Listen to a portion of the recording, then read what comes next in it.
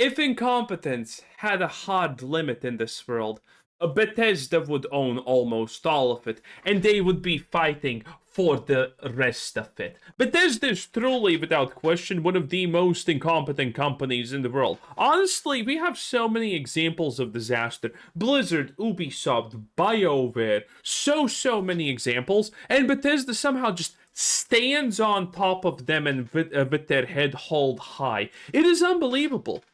Bethesda's bar for success at this point is pretty much make a game and then do nothing with it so people with competence, with talent, aka modders, can come in and fix it for you. And Bethesda's like, no, we're gonna do a light update. No one knows what the light update does or where it's visible, but congratulations, all the hard work of talented people just got erased because Bethesda felt like it.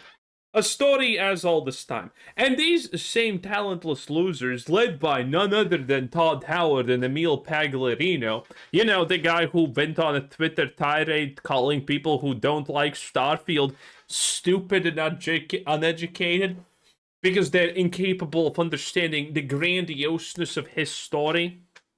Yes, those people. Pathetic. Absolutely pathetic. And now these people are going to make Fallout 5, Elder Scrolls 6, and God knows what else. No one wants them to touch their games. Everyone wants just Bethesda going out slowly, and you know, so we don't even notice. Fire Todd Howard. There is a small chance that Microsoft still fires him, in my opinion. Again, the Fallout anniversary, botched mess. Everything that he has touched has turned into a botched mess in the last 15 years. And I think Microsoft has obviously noticed that. And so we're going to see. Maybe we get lucky and Todd Howard gets fired. But in the meantime, well, Fallout 5, the developers, the people in charge of making that, have said that they want it to have 600 hours of content. And you know what that means, obviously, right? In the modern day. AI. Radiant AI slop quests. That a settlement needs your help, but times whatever. Salutations, everybody. It is Maddie here today. Hope you're all doing absolutely excellent, because today we're talking about the philosophy behind the creation of Bethesda Game Studios games. This is something we talked about in a recent video essay I did called The Rise and Fall of Bethesda and BioWare RPGs, which, by the way, did not actually watch this. Thank you so much for showing up and supporting that video. We spent a lot of time on it, but I want to do more video essays like that throughout this year, so look forward to that. But in that video, we talked about the philosophy behind the creation of Bethesda Game Studios title. By the way, it's crazy because pretty much all of the shills are at some level actually saying bad things about Bethesda at this point. Mr. Matty plays, Luke Steffens, Extra Life, Skill Up, so many examples, except Joy Raptor, okay? He's still getting that paycheck. And how they've created this focus on bigger is better ever since Skyrim, really. And what I think made their open world special originally was a finite amount of content alongside a lot of great secrets packed within them, among many other things in that kind of 2011 and before era of Bethesda Game Studios. Now, when a lot of people talk about Bethesda Game Studios today, it's usually around the talent, the Todds, the Emils. They're not as good anymore. And I can totally get behind that. For a moment, I thought that I'm going to have, a meltdown because I heard talent and Todd and Emil in the same sentence. And I'm not going to lie, I was this close to freaking out. Conversation, because when you look at their output over the last year, I think we all know they are 100% capable of doing better. And you have to wonder what's going on in the building where that type of Why? What have they done in the last year that makes you think that they can do better than this slop currently? Like, I'm sorry, did I miss something? Did I miss some kind of grandiose something that actually matters? I don't think I have. Output is permissible when you look at something like a Fallout 4 Anniversary Edition all the way to a Starfield Shattered Space. But I think the bigger problem with Bethesda... The Anniversary Edition was a disaster. Shattered Space, literally, no one even played it. But it was really, really stupid and bad. Bethesda, as I've said numerous times, and I'm going to continue to be. Shattered Space doubled, tripled, and quadrupled down on things that people didn't like about Starfield. Drum is the philosophy behind the making of their games, because it changes how you think about the content you create when it has to be bottomless. When your boss is saying, we want a Fallout 5 that you could play for up to 600 hours, you don't want to make quest lines that end. You want to make settlements that are getting marked on your map. You want to make a Thieves Guild quest line that continues to give you Radiant quests that you can steal from certain places. You want to have an endless Dark Brother The hell is this? Graphical glitches. quest line where you can continue to kill targets. That's what this type of philosophy informs. And because I feel so strongly about it, I wanted to talk about it once more with some of these additional comments by Emil Pagliarulo and dive into how Bethesda kind of proves Pagliarino, please. a recent comment Boris. about them correct almost days after this statement was made. So let's dive into it, ladies and gentlemen. If you're new here and you're into what's going on with Bethesda, consider subscribing. It seems like all the way up until the end of Season 2 for Fallout, it's going to be a bit of a bumpy ride here. But here's what Emil said, quote, "I'd be happy with a game that is as successful as the previous Fallout games that continue to give fans what they love." Boom. End the quote there. You're good, bro. There's more. He says to give them a story that they can get into and systems that they love, and really just an experience that they play not for 20 hours and not for 100 hours, but an experience they can play for 200, 300, 600 hours, because that's the kind of games we make, end quote. On top of that, Pagliarulo hopes the series evolves too with quality of life updates dictated by what players don't know they're missing. He says in the Oblivion remaster, people forget in the original Oblivion you couldn't sprint, so of course we're going to add that into the Oblivion remaster, end quote, he explains. Yes, surely. Now, just on a little sidebar there, I'm not like a pro sprinter. Like, you know how there's sprint snobs in Halo? Like, some people say you need sprinting in Halo, and then there are others who are like, no, you can't have sprinting in Halo. I'm a sprint snob when it comes to Bethesda Game Studios games, because I think part of the jog around the open world creates a good pace for getting from point A to point B that works in the player's favor. I think of like a Fallout 3 or the original Oblivion, where you couldn't just sprint to these locations, and there was that anticipation as you saw something on the horizon that you were venturing toward that I liked, that you just couldn't rush to. I don't know if it was deliberate ever at Bethesda Game Studios, but I've always been a little iffy on the whole sprinting thing. Okay, sidebar over there. Looking at this quote here, systems they love, not 20, not 100 hours, but 200, 300, 600 hours. I love Fallout more than most, and I don't want 600 hours of Fallout. What we want is meaningful content, right? And a lot of people came to me and they went, well, he's basically saying, like, you can have your 100 hours, Matty, if that's like what you want, and then you can leave. You don't need to play. I don't think anyone is actually defending Bethesda here. I don't think that's actually happening. I have not heard a single positive response actually about this whole situation. The Radiant stuff for hundreds of hours afterward. That's for the players who want to. But I only ask you to take a look at Starfield's Steam player count for a brief moment and tell me Beautiful. who really is... Beautiful. 1.3k player attention right there, boys. Actually, no, it's a little bit less even. This is 1.1-ish% player attention. That's what I like to see, boys. Huge L for the people still playing this garbage. Caring about this Radiant procedurally made content that is bottomless. It's not like it's keeping players hooked in a massive way. Starfield is played less than any of Bethesda Game Studios' other games right now. And I know Fallout's getting a bit of a bump because of the TV show as it stands, but everything from Skyrim all the way to any Fallout game has been doing better than Starfield for a while. So I think the philosophy behind making these systems and these quest lines and these components of the game that have to be bottomless has not been productive for Bethesda Game Studios. Maybe they look at that first number there, again on the Steam chart, and see 330,000 players at once. Boom, that's what we were there for. It's not about the long-term sustained play of Starfield. Of course, keep in mind that as of this point in time, Starfield hasn't gotten a major update in over a year. So I get that we could be looking... Starfield has not actually received a single major update, ever.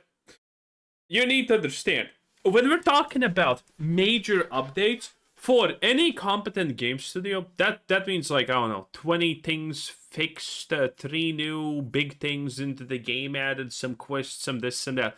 A major update for Starfield, and I'm not, by the way, fucking kidding you. I'm not kidding you.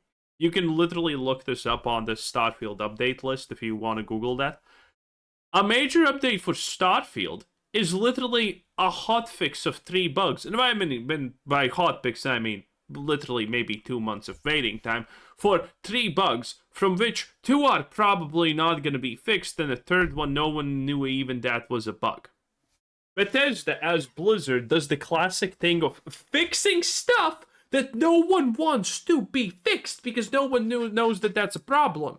But the stuff that needs to be fixed, no. The only thing that Starfield, that Bethesda did fix once in their life, because yes, that is one thing that they did actually fix fast, which is the most ironic and stupid thing ever, by the way. So, if you did not know, every Bethesda game has chests under the vendor where the vendor actually gets their stuff from. That's how it works. So if you can get under the floor, you will find a chest with the vendor items there. And someone found that you can do that in Starfield. When someone found that out, Bethesda fixed that in less than 10 hours. Yes, I'm not kidding you. Bethesda literally fixed that in less than 10 hours. Game-breaking bugs, not working guns, unreloadable paid DLC. There was literally a gun in this game that did not work for 2 months. And that was paid DLC. Paid DLC, and by DLC I mean literally a 13-minute quest, by the way. Bethesda made you pay 10 or 20, I don't remember how much it was, $20 for a 30-minute quest, which in the end you get a sniper rifle as a reward for, that you could not reload for 2 months. I'm not kidding. You could not reload it. The moment that you shot all the bullets, that's it. You can't reload it. And that was a bug for 2 months. From a paid DLC made by Bethesda themselves.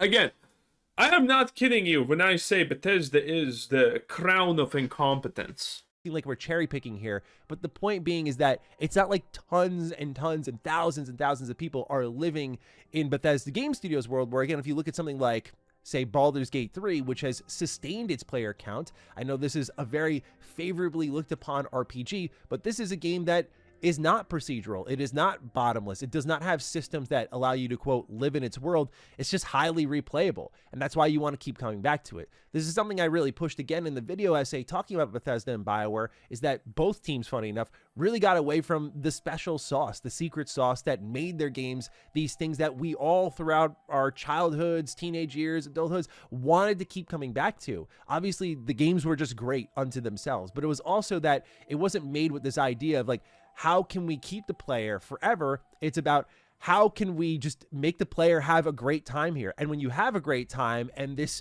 starts to cement itself as one of the greatest games you've played, you're going to come back to it over and over. So I think this sort of cheap way at looking how to make games, which is like, how do we make just recurrent content, changes how the team below thinks about it. So if you have your design director saying, again, like 500 hours of content, 300, whatever the number may be, hundreds of hours of content, now these quest designers that are thinking about, okay, I want to make this storyline, but should I make this storyline? Of course, that storyline can exist, but is it going to be productive to our vision of like quest lines that need to keep going? Like this has to lead to something that is repeatable, because that keeps the players engaged, according to Bethesda Game Studios.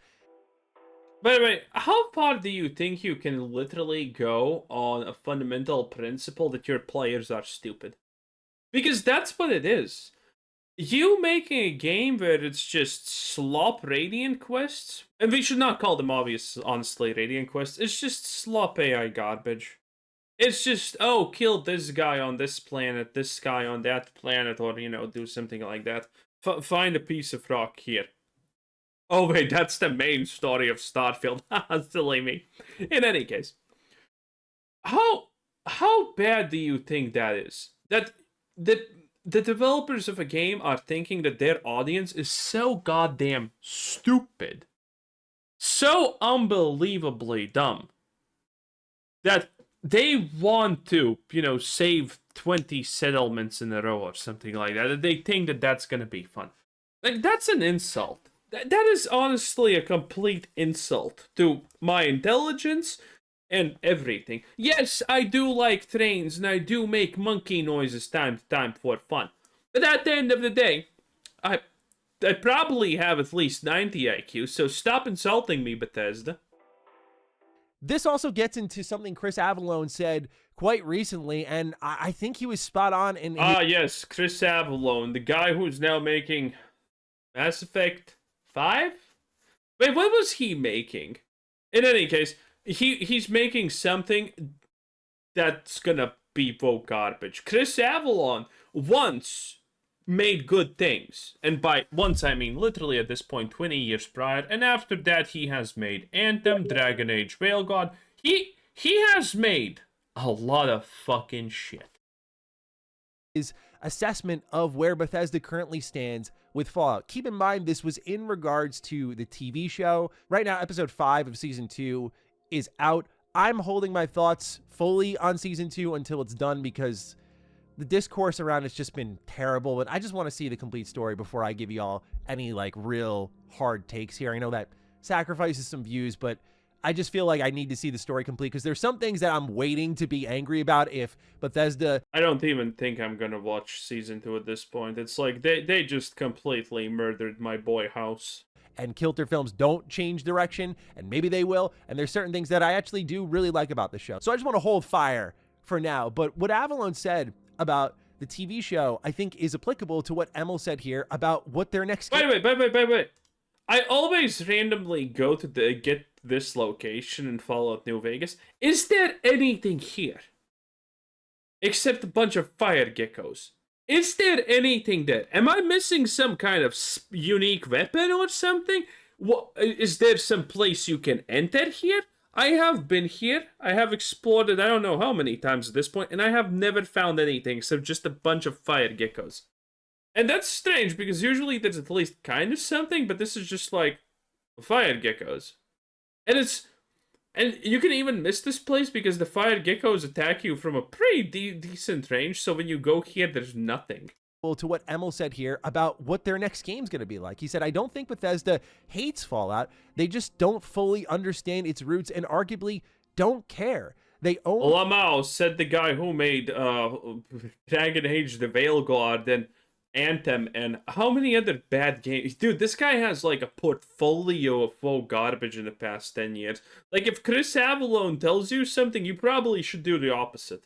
The franchise, and they just want to do their spin on Fallout and make that the norm. This usually translates into a colorful, shallow theme park with some interesting DLC exceptions like Far Harbor, Point Lookout, and I was one of the ones who liked the Pit. Me too, my friend. I love the Pit. But still, theme parks are fun for some folks, so if people enjoy it, that's fine with me. As for me, I don't hate Bethesda. There are things they do well, like open world exploration, and there are things they do badly, like telling linear stories in open world games, and their inability to understand how to use the speech skill. But my favorite Bethesda meme is the fact that when ChatGPT came out, it made better quests for Fallout 4 than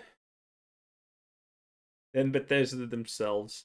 Every developer has their pros and cons. And this is something we'll no doubt talk about once Season 2 is done, because right now, a lot of people are saying like Bethesda has a real hate on for New Vegas. They're wiping the slate clean. And I think there's a full conversation to really be had there. Again, that's why I want to wait for the season to be done to truly assess what information we have moving forward on what Bethesda has done to New Vegas in its entirety. As someone who just platinumed the game, like, I love that it's fresh in my mind while I'm watching this show. So it feels very close to home more than ever right now with some of the choices they're doing that I'm not too crazy about. But this idea of not understanding Fallout, I think, is what we're seeing here. Fallout is not supposed to be this franchise that is bottomless. When you look at even the original or Fallout 2 or Fallout 3 from Bethesda Game Studios, which we'll talk about in a moment here, you don't see... Yeah, his video rendered incorrectly. Games that are bottomless, because... It happens sometimes. At least it's not a black screen, though. That is not what this franchise was built upon, right? The first entry in the series is you're on a timer. You have to go get the water chip or else your vault is dead. And like that means that it creates an instant fail state just waiting for you if you just dilly-dally too much. And so this Yeah, I guess that's a huge issue for modern games in general, that there are no fail states. Now, granted, there's two kinds of people. People who like to do everything, and people like limitations. I personally am a guy who loves limitations. I like the idea that I have to pick between vague option 1 and vague option 2. And that maybe one of these is the good option, maybe one of these is the bad option, but you just don't have enough information to figure it out just yet. And then you look, and by picking one, you are completely destroying something else. I like that. I like when your choices matter, okay? And I think the super majority of people actually want this. Even if you're someone who's saying, oh, I actually like when I can do everything, I think that's maybe not even true for a lot of people who think like that. Because do you like skill checks in games that lead to nothing? Avowed is a great example of that, by the way, or the Outer Worlds too. If gun skill check, medicine skill check, strength skill check, and all of these things. And what do they lead to? Nothing. They just lead to some kind of unique dialogue that does not add any new information, doesn't change the quest, doesn't change anything. In Fallout New Vegas is a great example of skill checks actually mattering. Because if you do a skill check, you can completely bypass something in a quest. You can completely ignore a part of it. You can get an easier solution. There's so much things that skill checks do there. But in other games, it's like, oh, you have a skill check. You have 5 strength. You can get this unique dialogue option. And what is it? Nothing.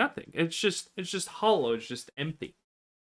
And people don't like these empty skill checks.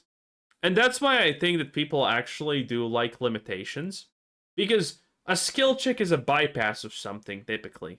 But when it's not a bypass and it's just nothing, then people don't like skill checks. Idea that this world that's ending can be lived in forever, I think strips some of the urgency from the quest really wanted. But that was, to me, like Fallout proper, based on what I know about the series now, is that there was a sense of urgency with this quest line and a sacrifice being made. And that's because Bethesda themselves have said that they were scared making Fallout 3, but Fallout 4 had to be chilled out because they don't have to be so reverential now. What? So this comment comes out before Emil even said anything about 600 hours of Fallout 5, and then you see... What the hell is this editing? Look at this. 600 hours of Fallout 5, and then you see what Avalon says here, and it just kind of comes full circle here. What?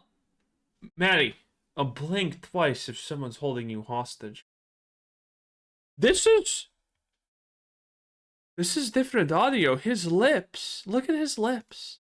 Kind of comes full circle here. It all proves itself to be true. That's audio. It's misspliced audio and video. What the hell? I have never seen this in a Mr. Maddie video before. What is going on? True of like, how much does Bethesda understand what they have now? Because what Emil says here, I kind of can't believe he said this, and I'll break it down once the quote's out there. He says, the big thing about Fallout 3 was it's this transitional game. It was the first Fallout we had done, so we wanted to make sure we were really honoring the legacy of the franchise and those earlier games. He adds, we owned it, but owning a franchise... Oh, yeah. Honoring the legacy and then spitting on the legacy, then making the TV show, then destroying New Vegas. Everyone knows that these are lies. Oh, I hate Bethesda so much. Anyway, that was Mr. Maddie Plays 10 out of 10. There's not much more about this. Bethesda's gonna ruin everything it touches. There's no hope. Hopefully Microsoft sells it for spare parts at this point. Bye!